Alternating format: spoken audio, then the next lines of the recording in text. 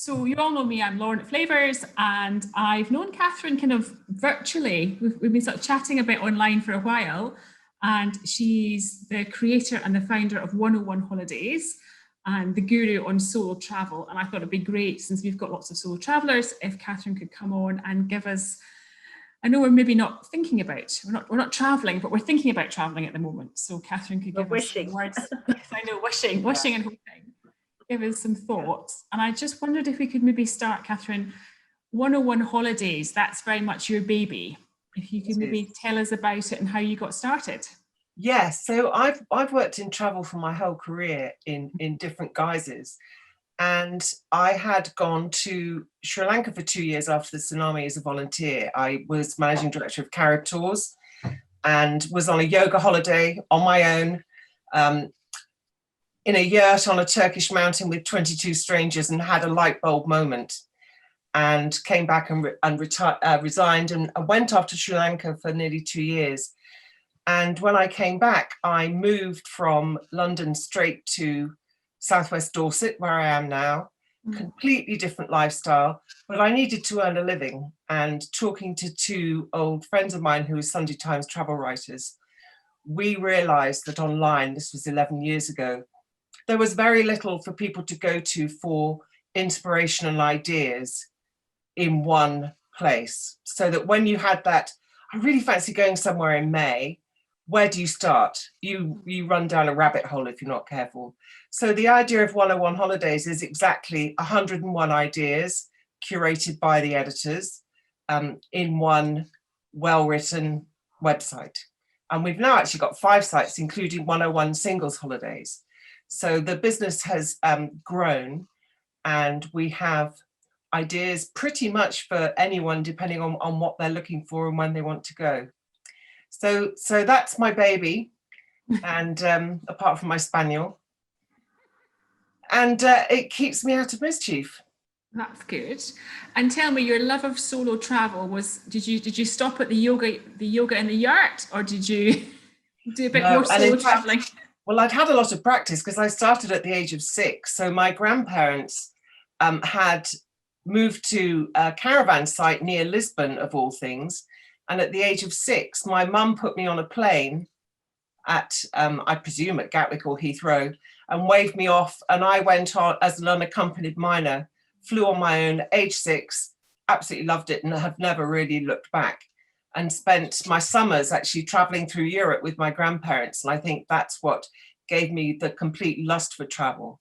And some of my most incredible memories of the power of travel that we all love. You know, it's those smells and tastes and unique experiences. And so I started very, very early. Then I remember going on a sort of grown-up holiday to a very grown-up hotel, the Phoenicia in Valletta in Malta, in my 20s, on my own. And that was really quite unusual then for people to go on a hotel holiday on their own. And I think in those days, if I'm frank, people would look rather pityingly at you as you were having dinner on your own, and would often come over and say, "My dear, would you like to join us for dinner? You look terribly lonely there." It's like, no, thank you. No, I'm really very, very happy. And I can see nodding faces there. I think, have you experienced that? Yes.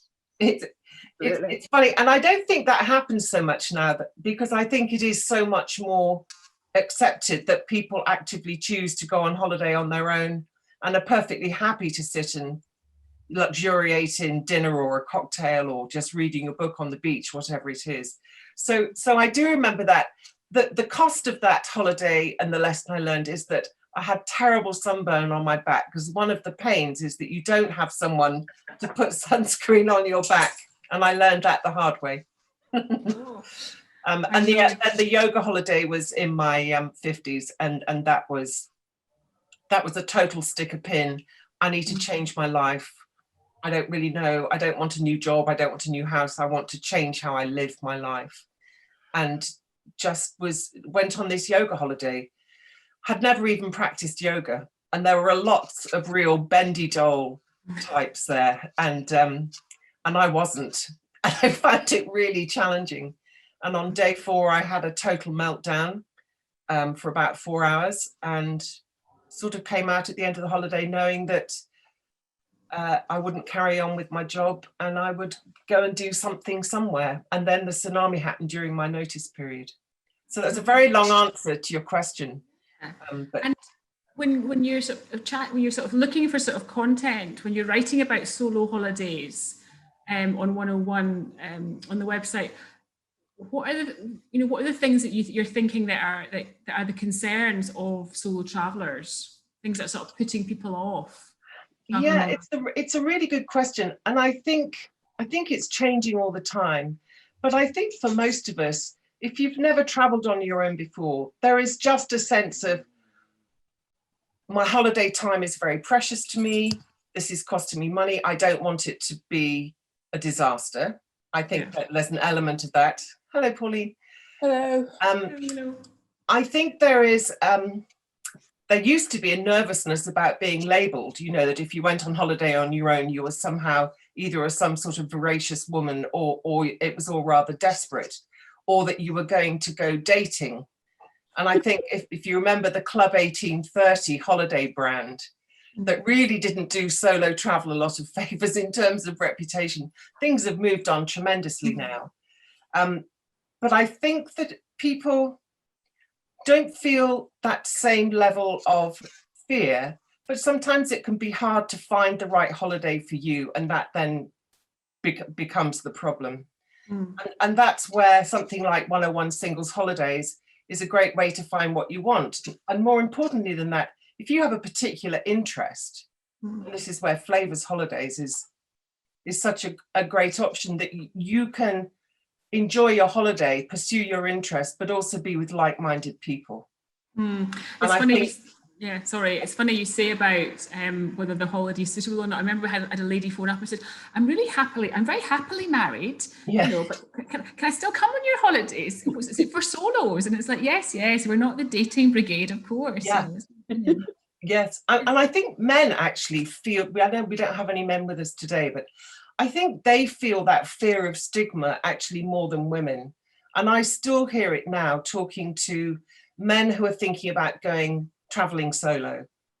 They think that people are going to somehow think that they are hunting. Sorry, hunting. Yes.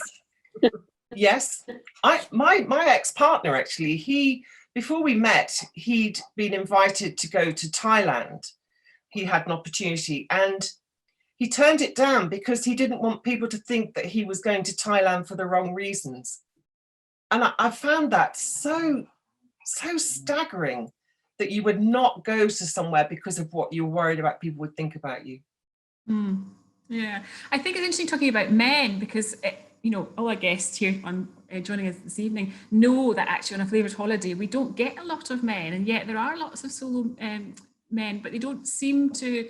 Is it because they're maybe not as brave, or they're not prepared to take the plunge? I'm not sure really.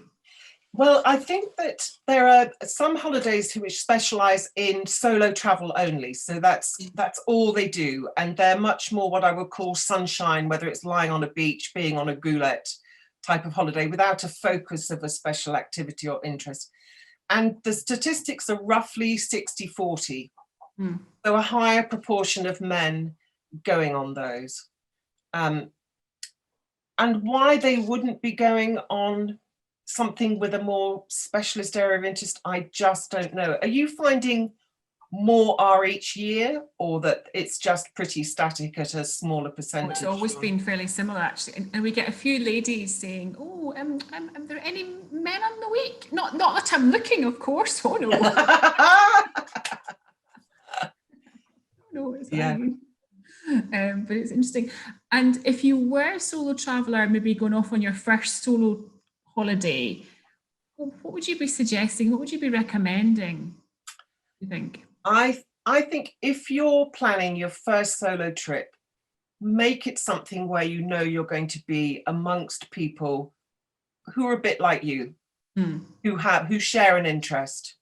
And that doesn't mean that you have enforced jolly sociability, but simply that you have that companionship to dip in and out of as you want. And that doesn't need to be a special interest small group holiday. It doesn't, but I think it helps. I think it's a really good way to break the ice, so to speak. I think for most people, once they've travelled solo once, it's a real bug. But I think that getting to that point, that first solo travel holiday, you know, I've lost count of the conversations I've had with people on the phone. Oh, I really want to go, and oh, I really fancy it. And we had one lady once years ago who I could tell really wanted to go on the holiday. It wasn't the cost, it wasn't anything, but it was the physical, actually getting to the airport, getting on the plane. She was just, that was what was stressing. I said, look, if you're coming to Edinburgh, I'll send one of the team for the office. And some of you remember young Kieran. We had young Kieran and old Kieran. Who's actually, old Kieran's not that old, but anyway, young Kieran. He went to the railway station. He met her and he pushed her on the bus to the airport. And we organised somebody else to meet her at the other end. And actually, that's all she needed. And actually, that lady's been on about 6 or 7 holidays subsequently. And it was just that initial getting over that sort of worry and concern. Yes. In fact, a friend of mine who lives very near me here in Dorset went on one of your holidays last year. She had been married for 45 years. Her husband had died. It was her first holiday after she'd been bereaved. And she was incredibly nervous. And she has a passion for cookery. I said to her, why don't you go on a cooking holiday? Because she couldn't work out what to do. And she said, oh, yes. No, that does sound good. But I'm terrified of arriving at an airport and not knowing anyone at the airport when I land. So she was really concerned about the journey from the airport. So again, I think by traveling with a specialist company where you are met at the airport and you're instantly thrown into companionship as much as you want of it, I think that can cut out so much of the of any sort of nervousness. She's booked again with you already. Yeah, you're on commission. Can you remember, I don't know, Lorna, when you came on your first holiday, were you worried about anything? Yes, I worried about who I would be with and whether I would get on all right with these people that I had never met before. And there's just that kind of unease of a whole new set, but you're also spending a whole week with them. It's not like you're going into a meeting or something and you're seeing people for the first time and then you can maybe not see them again. It was that whole, it'll be a whole week, will it be all right? And I think that was instantly sorted the minute we got there and everyone introduced themselves instantly. That was just weird. But yes, I think that whole meeting new people, I wasn't so worried about, not that I worried about meeting new people, but it was the fact that you were then going to be with them for a solid week and everything you might do or could do was sort of involved with them. But once there was also that bit about the airport arriving slightly. What if your plane was late and nobody picked you up, and just that little bit of kind of what will I do, and away with the phone numbers just to make sure I absolutely was in control of that and knew what I was going to do. But other than that, that was a thing that bothered me most, I think. And Liz, you're a pro. I think, Liz, are you on like double figures for Flavours holidays now? Yeah, 11 now. Oh, can you remember your first Flavours holiday? Yes, and I was really anxious because my husband doesn't do holidays. So it's either a case of not going on holiday or going on my own. And I'd done some long haul flights with companies where we all had labels at the UK end and flew together. But Flavours was the first one that I was doing on my own until I got to Italy. So sorry. And I can remember being quite anxious and looking at everybody to see, they're going on holiday as well. But shut the door. Very friend of mine pointed out that I'm an ex-social worker, and if I've got sufficient people skills that there would be somebody that I would get on with. And if I didn't like anybody in the group, I could do my own thing quite happily. Yeah, it is funny that, isn't it? It's that worry about everybody else. I get that question a lot, and I'm like, they're all just like you. Exactly. Yeah. And I think that there is that common interest. That's where you know that everyone else is there because it's a cookery holiday or photography, whatever it is. You know that you are going to have something in common. Yes. The first holiday. I'm another ex-social worker, and it's nearly 40 years now since I went on my first solo between marriages. and I thought, well, it's 2 weeks camping in Andorra. It's going to be either really wonderful or really terrible. But what's 2 weeks of my allotted span? It's nothing. It's a very small percentage of my time on this planet. And I expect everybody else is scared stiff too. And it was wonderful. And since then I've, obviously I then remarried and had holidays with husband, but then he became sick and couldn't travel. And I just had to do it on my own. And I think if you've been the organizer of a couple, it's a lot easier because you can organize all the details. Whereas if you've been the passive partner, as a lot of my friends have been, they are terrified once they're left on their own. Yes. That's a good point, because we do get a lot of people that have maybe lost a partner, and you're right, they've just not had to think about the holiday, the tickets arrived, what you did at the airport. And I think also just having a bit of company as well. Yeah, I think and I think that there's also a point where the family take them on holiday for so many holidays, and then it's like, right, mum, we've taken you on holiday a number of times, get on with it. And I think that's something really kind of come in. I always think a really interesting dynamic is, and it applies whether you're traveling solo or not, but that when you meet people on holiday, do you then remain friends with them, develop a friendship, stay in touch? And I think that's a really interesting dynamic of a holiday. I don't think it's a reason for people to travel, but I think it is sometimes and oftentimes a real benefit of travel, particularly again, if it's with people like us, with a common interest. Have any of you found that there are people that you've stayed in touch with? Yes, I've stayed in touch with somebody I met on my second holiday. Wow. in India. And Nikki, yes. Yeah, Nikki, yeah. We got on really well. And when I booked a holiday the following year, I emailed her to say, well, I booked. So she booked. And we've done several Flavours holidays together. And we've also actually done a couple of road tours of Italy, just the two of us. Well, lovely. That's really good friendship. Yeah, there's lots of people like that too, lovely groups. I stayed in touch with people that I was in two of my holidays, but not one of them. I was looking at the other day. One of them I haven't kept in touch with anyone, but some people of the other two I have kept in touch with. And I did one of the Pilates classes online with one of the girls I'd been on a Pilates holiday with, and we just agreed that we would just be at that class together, and that was quite nice. But I've never. We generally talk about where we're going next and what we're booked for, but we've never kind of agreed that we'll meet up and go at the same time. Yeah. That's just people's time and how they manage it. But we've had quite a few actually catching up on Zoom. Yes, exactly, yes. Modern technology. And I suppose that's thinking about, Catherine, you're kind of traveling in the future. Obviously, solo travel, when you look at the statistics, Google had something like, saw an increase of like 300% or something, and people looking for solo travel holidays, in 2019. But, going forward, what do you think is sort of the future for solo travel? Do you think it's still going to be on the rise, or? I absolutely do. In fact, I think the rate of increase will go up. And the main reason is as a direct result of what's happening to us now. I think that there are a lot of people who have been spending more time with their partners than they might have done before, if I may put that so gently. Well put, yes. and I think that there are people who have developed interests that they might have not had before. And I think that for an awful lot of us, and I think I count myself as one of these, we've become more aware of the importance of our downtime and our interests outside of work or what we were spending most of our time doing before.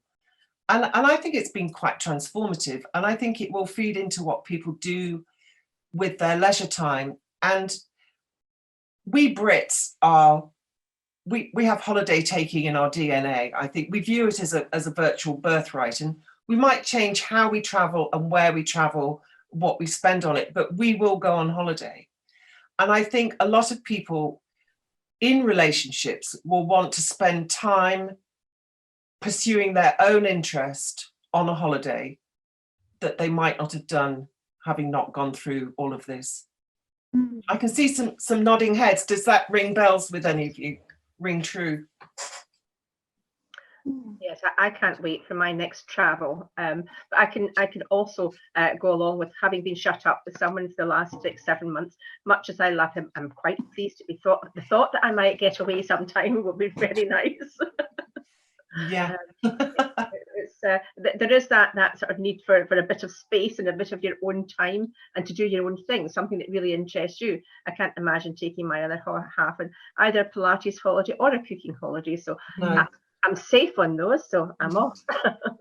And I also think as well, you've seen so few people in the last couple of months, actually, just to see other people and have different chat. Yes. Somebody was speaking to me the other day, they've got a hot tub and they're saying, oh, it's great for our relationship. We get in the hot tub and we chat. And I was like, oh, what do you chat about? What's been going on in the last 6 months? You know, I've got no chat. So I live on my own, and I live in a small village. It's very social, but actually for me, I can't wait to go on a small group holiday. It might well be yoga, because I look forward to being in the full-on company of other people doing what I enjoy doing. So it's not so, because I don't have a partner at home. Maybe to have a break from my spaniel. I apologize for her barking earlier. So I think that it works even if you live on your own and not 24/7 with someone else. It is that desire to do the opposite almost of what you've been doing at home. I think the other thing that will happen is that people will either go back to a trusted brand. I think people are unlikely to make massive changes with who they travel with. I think they will go for specialist companies who really know what they're doing. And I think the most important part of that is the sort of companies who have very close, long-standing working relationships with their suppliers overseas. Because what's been very evident for the last few months is that the travel companies who've been able to show flexibility to their customers are the ones that I think will win in the long term. And it is the specialist companies who have those very intimate, long-standing relationships of trust born over many, many years. I think they are the ones who come out on top and will be the most trusted, quite rightly, in my view, for the sort of holiday that all of us want to go on, which is one where we can just relax and not be worrying about anything. And obviously your 101 Holidays website, you know, it's a social inspiration. You know, what have you seen in terms of trends? What have people been looking for online as they've been sort of armchair traveling in the last 6 months? Yeah, it's been very interesting. So we went from 4 million users a year to about 100,000 quite quickly. But we've seen it grow really since May. So everything stopped pretty much between March and May.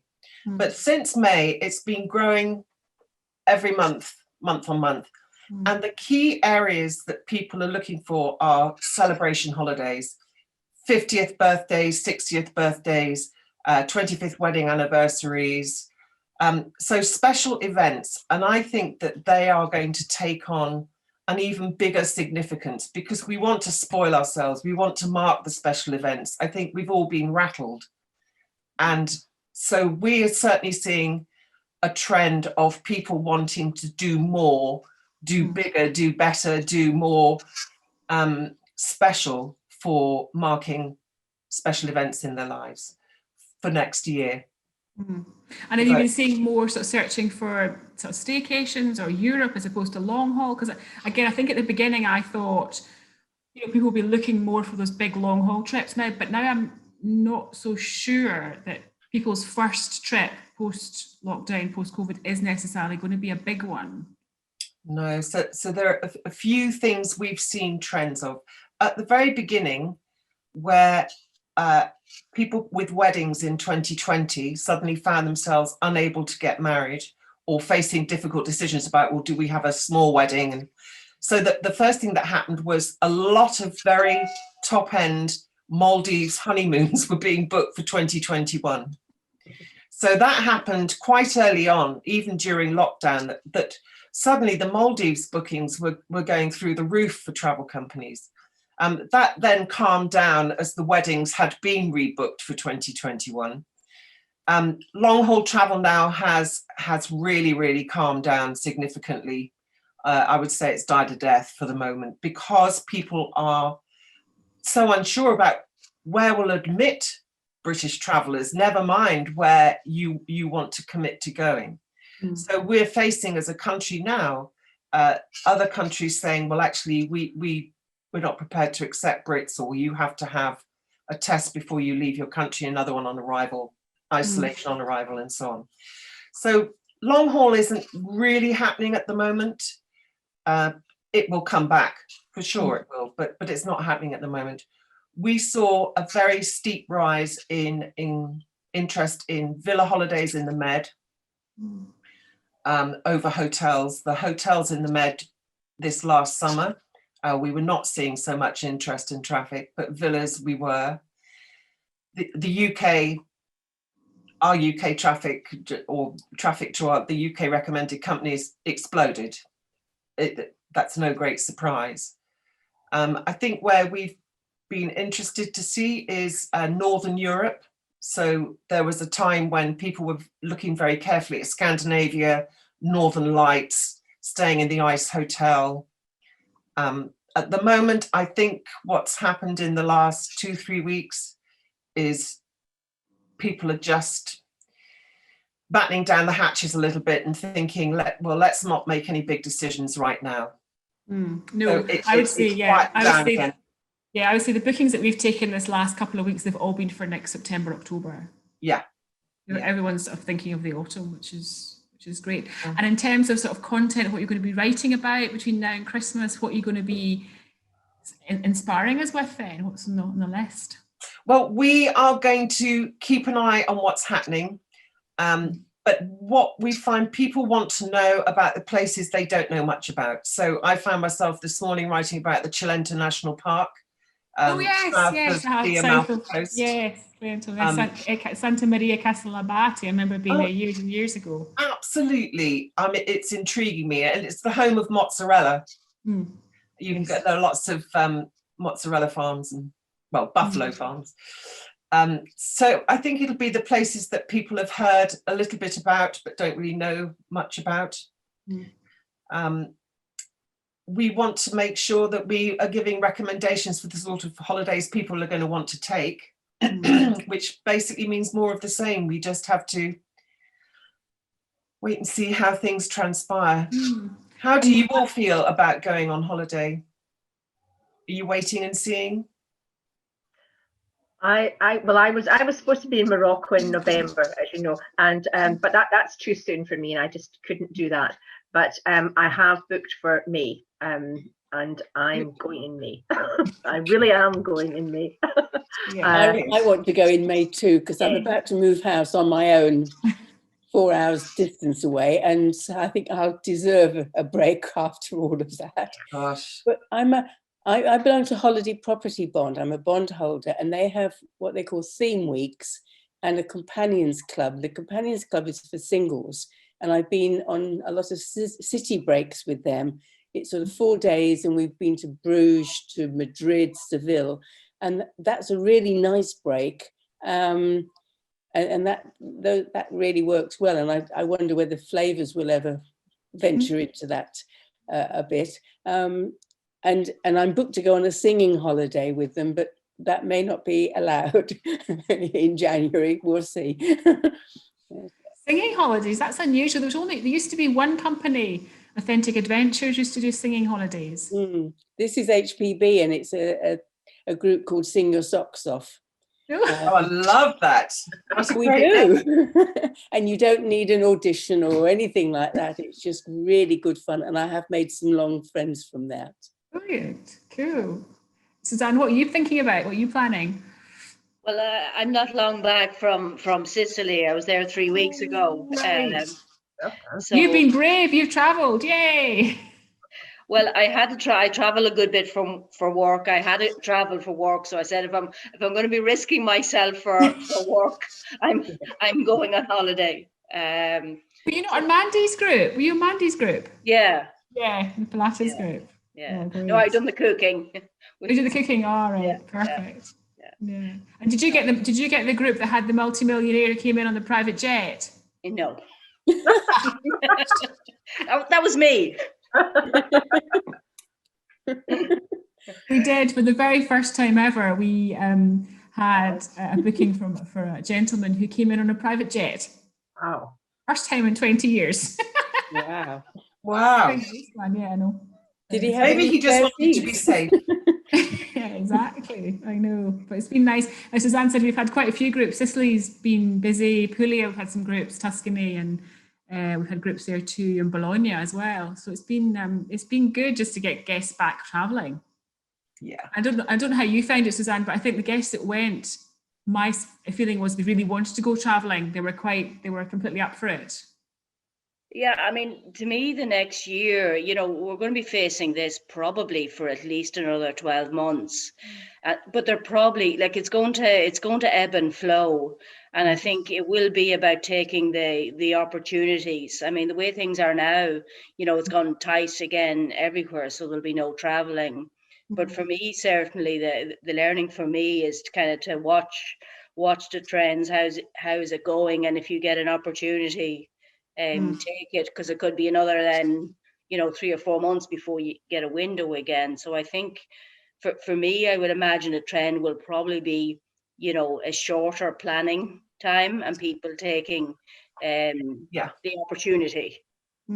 So I've been talking to a few travel companies, and they are finding that they now have booking windows of 3 to 5 days. So people, and I did it myself in early August. I had gastric COVID in May. I was really poorly. I recovered. I had dental work. It didn't go well. I was very run down. And the dentist said, "I think you're really run down, Catherine." And I literally left the dentist and booked a flight to Crete and booked a room in a hotel and just went to a little fishing village for 10 nights, completely on the spur of the moment, because, as you say, Suzanne, I just thought, there's a window here, I can do this.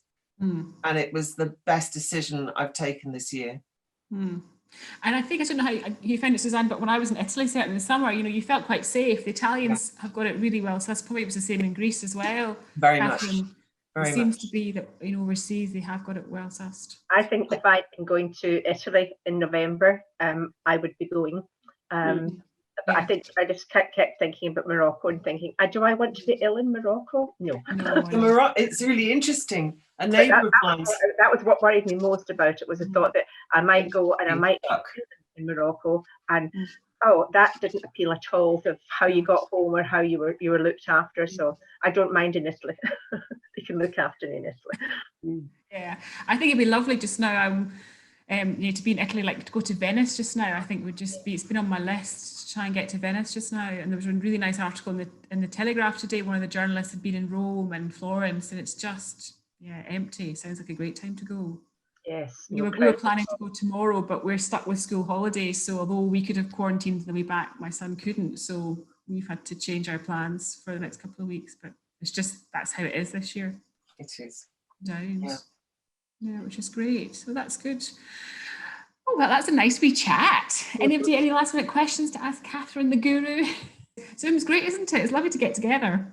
Yes. Yeah, good. Thank you very much, Catherine. That was lovely. Oh, thank you all. It's been lovely chatting to you. That's been really good. I hope everyone has a good weekend, and let's all be travelling again soon.